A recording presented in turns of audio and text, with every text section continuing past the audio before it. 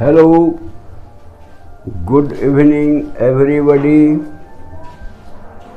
आज हम लोग करंट इलेक्ट्रिसिटी का एक टॉपिक लिए हैं, cells and EMF of a cell. हम लोग बैटरी उटरी सब यूज करते हैं, इसलिए थोड़ा बहुत उसकी जानकारी भी बहुत ही ज़रूरी है। तो सेल क्या चीज़ है? तो सेल एक डिवाइस है, एक उपकरण है जो किसी इलेक्ट्रिकल सर्किट में कांस्टेंट करंट या मान लीजिए एसटीडी वोल्टेज या एसटीडी करंट को मेंटेन करता है, वही सेल है। एक सिंपल डिवाइस है जो ये काम करता है। और बैटरी क्या है? तो दो या दो से अधिक सेल मिल करके एक बैटरी कहलाता है। अकेले रहेगा तो सेल कहलाएगा, और जब दो या दो से अधिक सेल मिल करके काम करता है तो उसको बैटरी कहते हैं।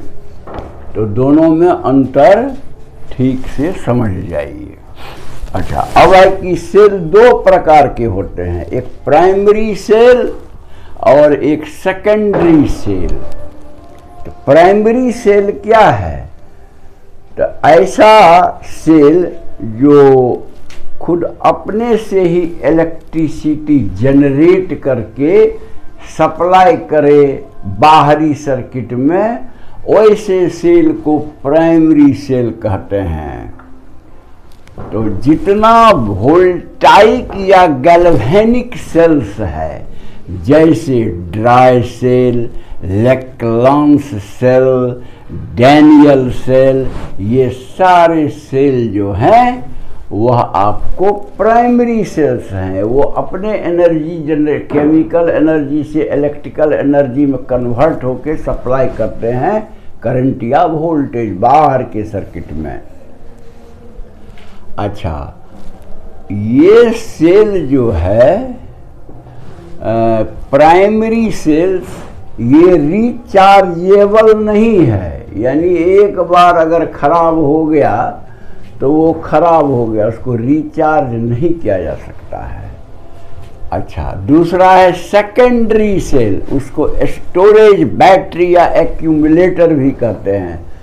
इसमें क्या है? ये भी देता है हमको करंट सेल की ही तरह, प्राइमरी सेल की ही तरह, लेकिन पहले बाहर से इसमें करंट डालना पड़ेगा। तो इलेक्ट्रिकल एनर्जी जो है कन्वर्ट होगा ये केमिकल एनर्जी में सेल के अंदर, और तब वो केमिकल एनर्जी फिर इलेक्ट्रिकल एनर्जी में कन्वर्ट होके बाहरी सर्किट में काम करेगा। इसीलिए इसको कहते हैं सेकेंडरी सेल। और ये रिचार्जेबल होता है, यानी एक बार अगर ख़त्म हो गया इसका चार्ज तो फिर आप चार्ज कर सकते हैं। जैसे हम लोग जाते हैं ना अपना बैटरी को चार्ज कराने के लिए, तो वो इसी कैटेगरी का सेल हुआ, सेकेंडरी सेल हुआ। यानी स्टोरेज बैटरी है वो या एक्यूमुलेटर है, इसको हम चार्ज कर सकते हैं। अच्छा, तो सेल के बारे में थोड़ी जानकारी हो गई। सेल क्या है, सेल कितने प्रकार के होते हैं, और उस सब सेल का थोड़ा नाम भी दे दिए हैं हम, तो उसको भी दिमाग में रखिएगा। और ये सेकेंडरी सेल में क्या है? एक्यूमुलेटर्स है, एडिशन बैटरी, ये सब सेकेंडरी सेल है जो चार्ज करने के बाद आपको इलेक्ट्रिसिटी देगा। अच्छा, अब आइए ईएमएफ के बारे में हम लोग पढ़े हैं, इलेक्ट्रोमोटिव फोर्स। हालांकि ये फोर्स तो नहीं होता है, वास्तव में ये पोटेंशियल डिफरेंस होता है, लेकिन चूंकि पहले से ही इसको फोर्स के रूप में कहा गया है, इसलिए अभी तक भी वो टर्म आपको बना हुआ है। क्योंकि एक्चुअली पोटेंशियल डिफरेंस ही ड्राइव करता है चार्ज को एक जगह से दूसरे जगह जाने में, यानी करंट बहाने में। तो फोर्स एक्चुअली नहीं है, पोटेंशियल डिफरेंस है, उसी को फोर्स कहा गया है, ऐसा समझिए। हाँ तो अब हमको जानना है इलेक्ट्रोमोटिव फोर्स, यानी शॉर्ट में ईएमएफ ऑफ सेल क्या है। देखिए सेल का क्या काम है, तो चार्ज को अपना पोटेंशियल डिफरेंस या फोर्स लगा के या वर्क करके एक जगह से दूसरी जगह, एक जगह माने क्या, आपको पॉजिटिव चार्ज है तो आपको लो पोटेंशियल से हाई पोटेंशियल मतलब जो भेजना है, ये लो पोटेंशियल से हाई पोटेंशियल पर पॉजिटिव चार्ज को आसानी से नहीं भेजना पड़ता है, नहीं भेजा जा सकता है। उसके लिए बैटरी को वर्क करना पड़ता है, यानी अपनी एनर्जी को उसको स्पेंड करना पड़ता है, तब पॉजिटिव चार्ज जो है लो पोटेंशियल से हाई पोटेंशियल की ओर जा सकता है। तो मान लीजिए कि work done by battery dW है dQ चार्ज को मूव करने के लिए, तो ईएमएफ का डिफिनीशन है work done by cell per unit positive charge is called EMF of the cell. इकाई चार्ज को, पॉजिटिव चार्ज को लो पोटेंशियल से हाई पोटेंशियल तक ले जाने में सेल को जितना काम करना पड़ता है उसी को कहते हैं ईएमएफ उस सेल का। तो इसीलिए देखिए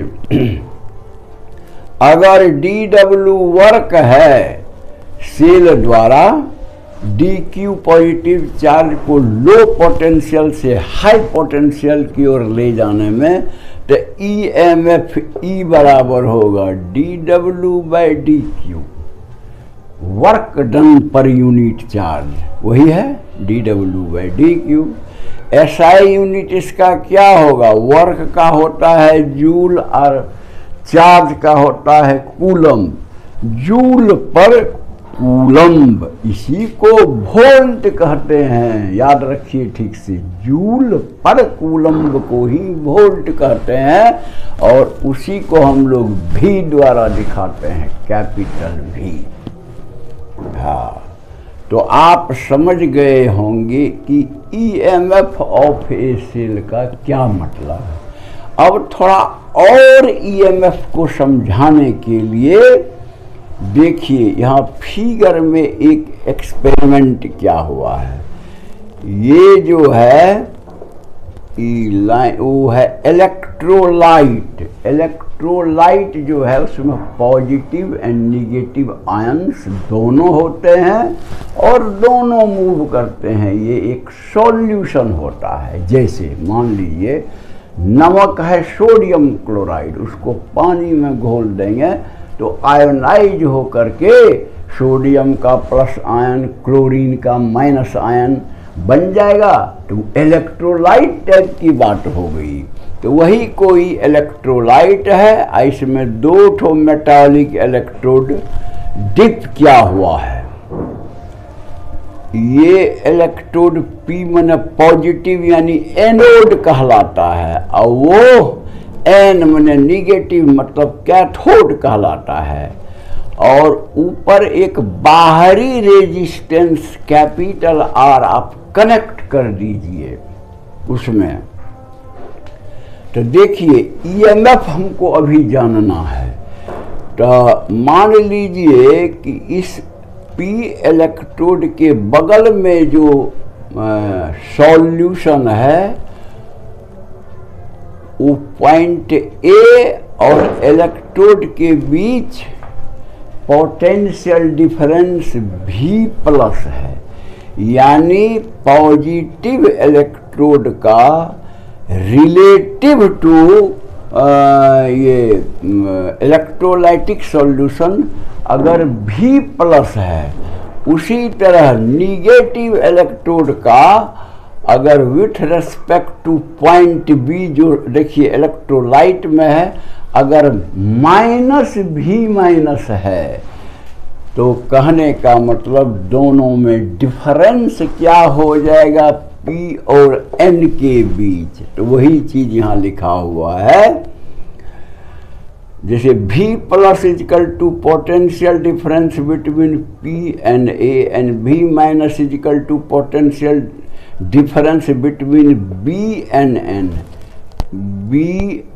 N, then potential difference between P and N, मतलब पॉजिटिव इलेक्ट्रोड और निगेटिव इलेक्ट्रोड के बीच का पोटेंशियल डिफरेंस क्या होगा, तो वह होगा V plus minus V minus, क्योंकि V माइनस तो निगेटिव मतलब है पोटेंशियल, तो माइनस माइनस प्लस हो गया, यानी V प्लस V माइनस। ये कब कंडीशन होता है, जब मान लीजिए करंट नहीं बह रहा है सर्किट में, तब ये होगा दोनों के बीच का potential difference V plus plus V minus, दोनों को जोड़ दीजिए। This is the condition when no current flows, that is R is infinite. अगर ऐसा R लगा देंगे तब तो करंट बहेगा ही, अगर R फाइनाइट होगा यानी कुछ उसका वैल्यू होगा, लेकिन R अगर बहुत बड़ा है, इनफाइनाइट, तब तो उस होके करंट नहीं पास करेगा। यानी आप समझ सकते हैं यहाँ वाला कंडीशन है, R जब इनफाइनाइट हो तो सर्किट होके करंट नहीं बहेगा और इस तरह का पोटेंशियल डिफरेंस आएगा।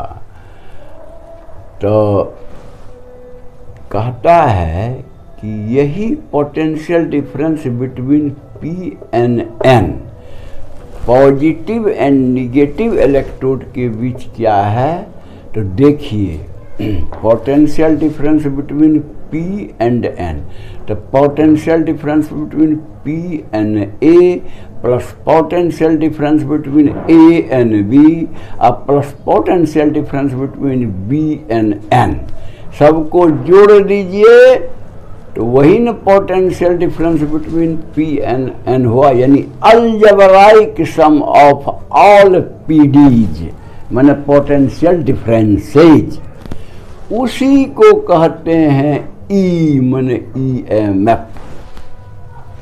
तो आपको समझ में ये पॉइंट आ गया होगा, देखिए फाइनल, कि EMF is the potential difference. EMF क्या है, पोटेंशियल डिफरेंस है between P and N electrodes, between P and N electrodes when there is no current through the circuit। जब करंट न बहे तब जो सारे पोटेंशियल डिफरेंस का अलजेब्राइक सम लेंगे, यानी net potential difference between P and N, उसी को कहते हैं EMF, यानी सर्किट ओपन हो। यानी कहने का मतलब R को हटा दीजिए, इनफाइनाइट होने का मतलब क्या, R को हटा दीजिए, एयर हो जाएगा, इनफाइनाइट हो गया रेजिस्टेंस, तो उसी को कहते हैं ओपन सर्किट। यानी ओपन सर्किट होने से जो potential difference positive and negative electrode के बीच होता है, उसी को EMF उस सेल का कहते हैं। तो मैं समझता हूँ सिंपल सी बात है, आप समझ गए होंगे। अगर आप को पसंद है तो आप इसे लाइक कर देंगे। जो आदमी नहीं सब्सक्राइब किए हैं वो सब्सक्राइब करके बेल बजा देंगे ताकि उनको पहुंचता रहेगा वीडियो। और दूसरे को मदद करना है तो व्हाट्सएप से वीडियो भेज दीजिए, उसका भी स्टडी चलता रहेगा, वो भी मतलब बढ़िया से अपना स्मूथली स्टडी कर पाएगा। बस, थैंक यू।